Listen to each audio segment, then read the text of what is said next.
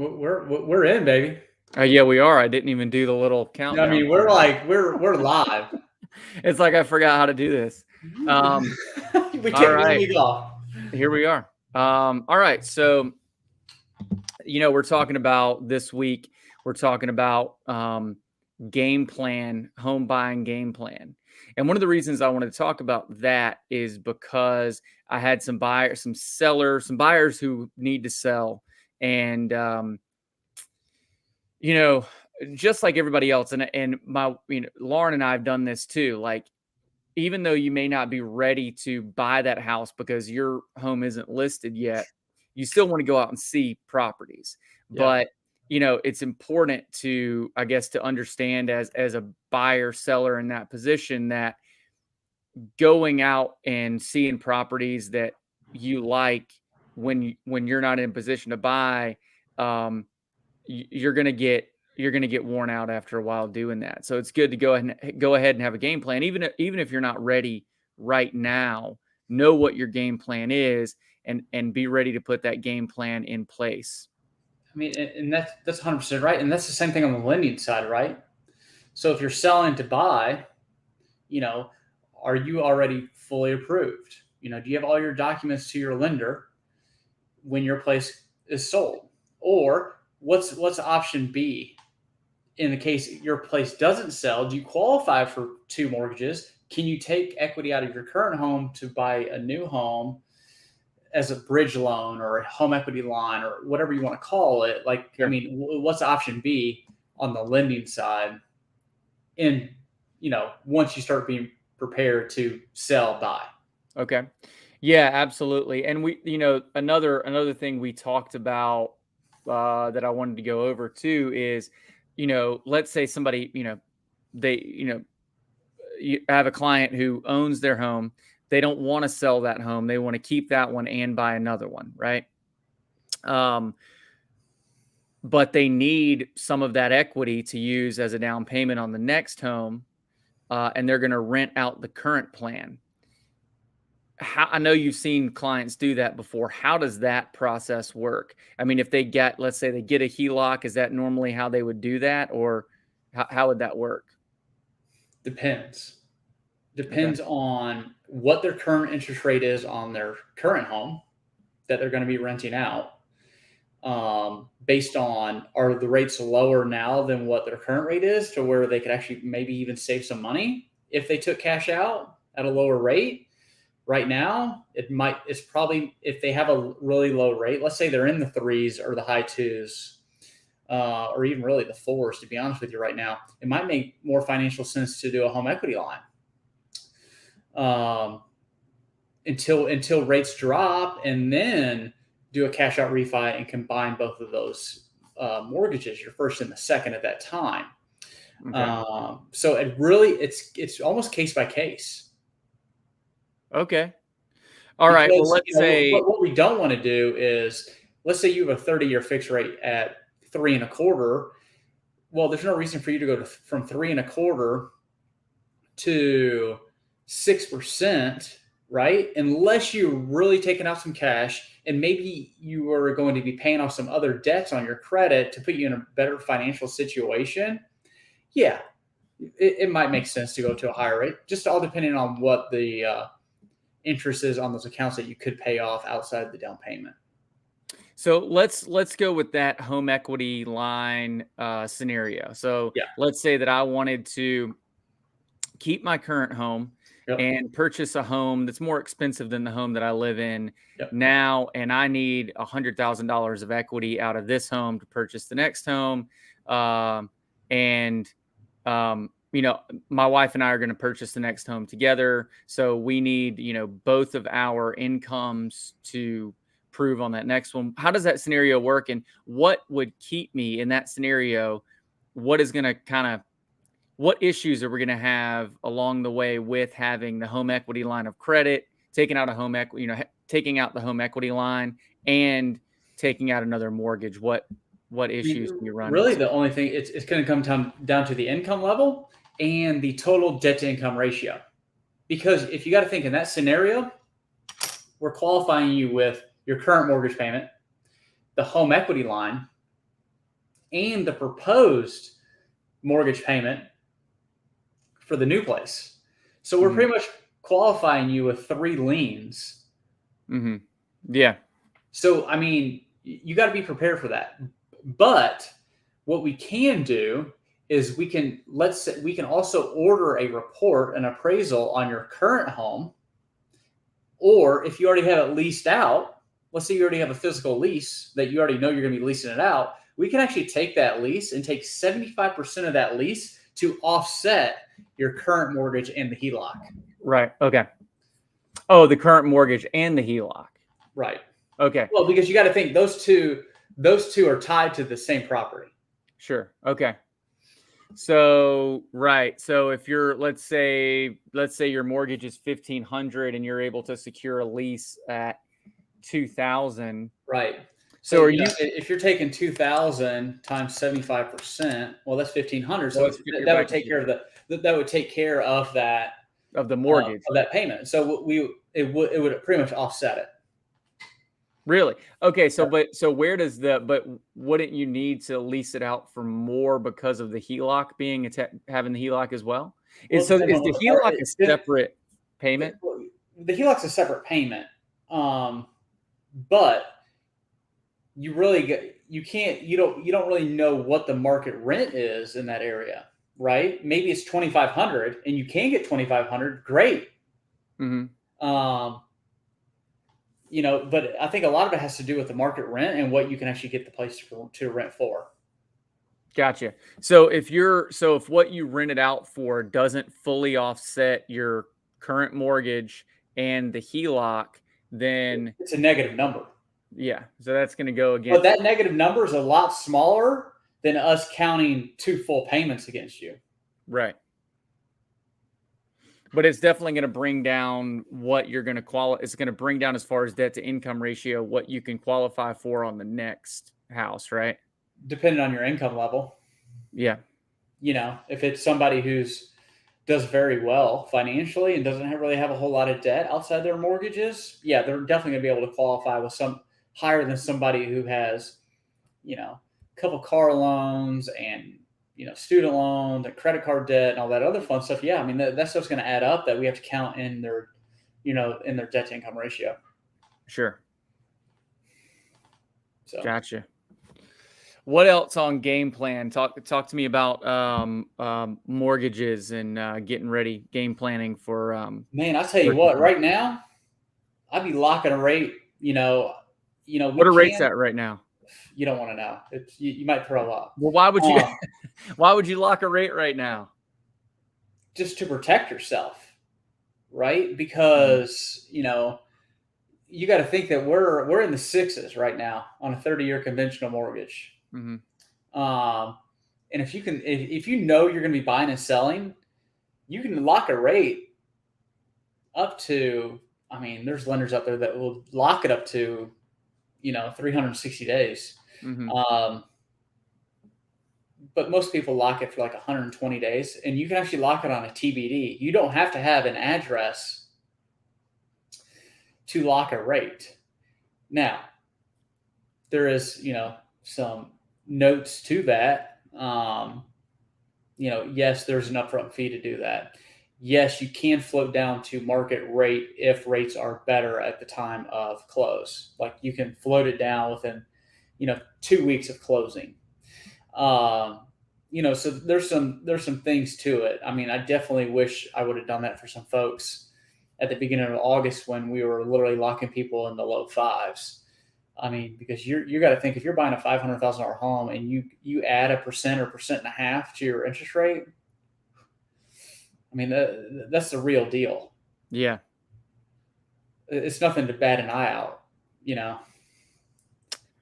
So, are you still thinking that interest rates are going to come back down? I don't know. I think I've been wrong the past 2 months. Yeah. I mean, but I think your prediction all along was that they would come down at the beginning of 2023, right? So yeah, I'm still hopeful on that, to be honest with you. I mean, just the economic data. I mean, I think we're in worse shape than people actually that we're hearing. Mm-hmm.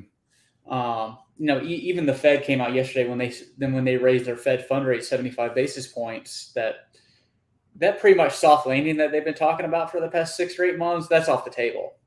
I mean, and Jerome Powell even said it yesterday. Like, we're gonna have to get more aggressive. That's all there is to it. Like, we can't keep on doing all these little 75 basis points hikes to try to get ahead of inflation. You got to think inflation is what, 8.3 or 8.5. I can't remember anymore. So I don't know, man. I think definitely the soft landing's off the table. I think we're going to see a little sting there for a hot second. Yeah. Well, we'll ride it out. That's all you can do. I mean, That's what I tell people all the time is like, I can only concentrate on the things that I can control. And unfortunately, I cannot control inflation or the Federal Reserve's policies. So, yeah. So, I mean, obviously that, the next thing to happen is unemployment rate going up, right? And they want it to go up. Right. I mean, they want it to. Like, even yesterday, if you go back and listen to his press conference, like, we need to soften the labor market. They want to. They don't care. They really don't care about the housing industry. They don't care about the stock market. They have to get this inflation under control, and they're going to do whatever they have to do to get it done. And so if that's softening the employment, which they're going to do, if that's softening housing, that's what they're going to do. If it's softening the stock market, that's what they're going to do. I mean, they have to. Yeah. Yep. Well, I'm not sure if I would put that clip all over the web on one of our clips. Yeah. But yeah, I mean, it's the real deal. Yeah, for sure. Yeah, I was thinking about it earlier today. I mean, we, as I talk to other real estate agents, and definitely like inventory is still low, like we've looked at every month, but like we are feeling this shift right now. Every agent I talk to, listing agent, buying agent, they're all saying the same thing. If you're working with buyers right now, you have a lot less buyers than you had before. And if you're a listing agent, you're nervous before you list any property anywhere because you're looking at the comps in the area and they're sitting on the market for longer. So you're like, all right, well, no longer can we look at a comp and go, we're going to price above that. Now we have to like maybe even price a little bit under it because the ones that are on the market are sitting for longer. And you have to be prepared to position. And, it's for the first couple months that it slowed down. I was like, oh, well, it'll come back around or whatever. But now it's like, man, this is happening. Like it's happening right now. Like we're feeling this shift right now. New construction is even worse than the resale. They're begging people to go to new construction. They're giving agent bonuses. They're giving more seller credits. They're paying for the buy downs that we talked about a couple of weeks ago. I mean, they're doing anything they can to get rid of inventory. And a lot of them aren't even building anymore. I know builders in Atlanta that are not building right now because it's too risky to have inventory just going up and sitting. Right. That's good to hear because actually they're getting, thinking that way and getting ahead of it because I saw there's some houses going up on Riverview Road over there. Did you see that over by the Reformation? They're building some like townhome style. They're selling, like some townhome style right beside those apartments, which is awesome that they're doing that there. But when I passed it today, I was like, man, I hope they're prepared and pricing right, rather, you would hate to see them build a lot of houses that just sat there, seriously in that area, and they're building stuff fast over there. But then again, I mean, people are still buying homes, right? I still got contracts this week. People are still buying homes. Yeah. Yeah, I mean, like I said, the one that I have, we talked about the one that I have in Douglasville. We got 3 offers on it. It, we had, one, we were under contract for like 2 weeks, and then that buyer backed out, and one of the other offers was still there, and they jumped on it really quick. So, yeah, there's still, things are going under contract. I mean, every day, because right now I'm working on building this moving company as well. I'm reaching out to real estate agents, and every day the agents that I'm reaching out to are the ones who went under contract in the last couple of days to see if we can help their clients with the move. And there's a lot every day. There's a lot. I mean, some days I'll look at it and there's 70 agents just within I'm doing normally like within 25 miles of Atlanta, and there's, a new 70 listings that went under contract. So Yeah, I mean, homes are selling. yeah, I mean, I tell people all the time, you got to, you can only control what you can control, right? And you got to think about real estate as a long-term play.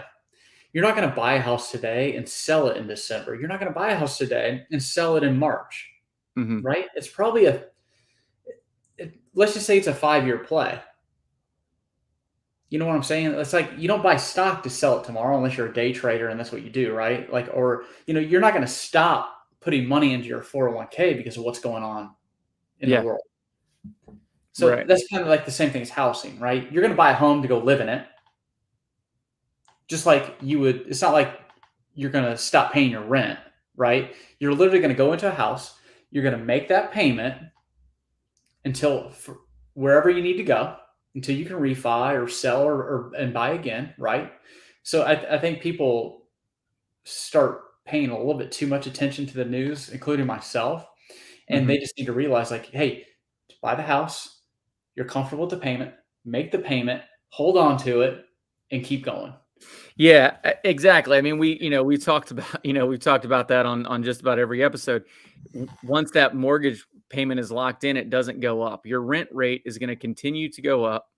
As you pay down that mortgage, you're going to build equity. The home is most likely also going to appreciate in the time that you have it. Yeah. We're not talking about homes depreciating. We're talking about properties just not appreciating at the rate that they have over the last 2 years. So Maybe at a little bit healthier level. yeah, Not yeah, not 20%. yeah, 3 to 5%, something like that. Right now we have seen like average price has gone down in the last 2 months, but that was from June to August. It seems like that happens every year, except for 2020. That did not happen, but just about every other year that happens. I mean, we're definitely in a shift right now. We're just going to have to see where this comes out in the end. I would really like to know where the housing industry would be if COVID would have never happened. Because you got to Yeah. think, like, 2019 really wasn't the hottest year in the world, right? And we were really kind of struggling financially as an economy then, Yeah. right? And then the Fed comes in, COVID hits, they pump all this money into the economy. That's really what caused the inflation, right? Printing checks, which boomed the housing industry, which lowered all the interest rates. Everybody refied, everybody was selling, everybody was being able to upgrade because they could go buy a $700,000 house, including myself, at 2.5% interest rate. Like, I mean, where would the housing industry be right now if COVID wouldn't have happened? Yeah, I think we would have. I think we would have shifted back then. I think, because we were due for a shift at that point. Yeah, we I don't know. really were, and you could really start seeing it too. Yeah. And then boom, March or April, whatever of 2020 happens, and just Well, light switch. everybody then. I mean, I don't know. Most real estate agents that I know thought that was the shift. Then when COVID hit, they're like, "All right, this is it. Like, save everything you got. Like, we're all going down." And it went the other way. It was like, man, this is gangbusters. Because we thought I think the first thing that I thought was nobody's going to want to leave their house. Nobody's going to want to go out and shop for houses. I can't go out and help people look at houses. Nobody wants to leave their house. Everybody wants to stay inside. So nobody's going to sell their house. So it seemed like, we were going to have some serious problems at that point. Seriously. Yeah. But but I guess, knock on wood, it was a great 2.5 years for real estate for us, so. Yep, it was. What goes up must come down, and it will, we'll be back rocking and rolling soon enough. So yeah. All right, man. Well, hey, let's call it today. I think that's the home buying game plan with a little bit of gloomy news mixed in there too. I'm not sure if we want to put some of those clips on the ground. It's all right. I mean, it's the truth. It's where we're at right now, and that's what we're here for, right? I mean, we're not trying to be doom and gloom or anything like that, but we're in a shift, and I mean, it's obvious to everybody who's in the market right now that it's not, we still have low inventory, but it's creeping back up. We didn't have this like crash like in 2008, but it's no secret that the market is shifting right now. So we would be lying to you if we didn't say it wasn't like shifting hard. Yeah, it's definitely shifting. So, and those rising interest rates are a big part of that. Don't 100%. Don't break stuff. That's my phone. I wish I could break it. Yeah. All right, man. Well, have a good one. And roll Tide. Roll Tide. Who's got the Tide? Who's got the Tide on Saturday? I think it's Vandy. But I have some other plans with the moving company on Saturday, but I think we have Vandy. At least I'm not missing a good game. You guys going anywhere for fall break? Yeah, we're going to Rosemary. You? We're going to St. George. Nice. That's your spot. It's my jam. Yeah. So there's 2 restaurants on the island and a Piggly Wiggly. Nice. A Piggly Wiggly. Yeah, and then like a local owned grocery store, and then like a little redneck surf shop. There you go. That's cool. This is the first time we're going down there with several other families. So it's 4 families going down there total to stay in one house. It's like the real world with kids. Dude, seriously, I'll be honest with you, and this can't make it to the gram either, but we got a pretty big house down there, and it's gonna be 3 families and 7 kids, and I don't know how I'm gonna handle it. I might be calling you for therapy. Yeah, well, all right, man. Well, I appreciate it. We won't do it next week, but we will do we'll just start doing it. Now, I forgot to mention that we're not going to do the weekly state of the market. We're going to do a monthly, once a month market update. You said maybe the second Thursday. We'll kind of figure Thursday it out. of the month. Just spend, yeah. We'll kind of figure it out, and just to give like the meat of what's going on. And hopefully some folks will watch us. Yeah, I mean, you'll do your 15, I'll do my 15 of the market in the mortgage world, your deal, and we'll call it a day. All right, sounds good, man. All right, talk to you soon, buddy. Have a good one. Bud. Take care. Bye.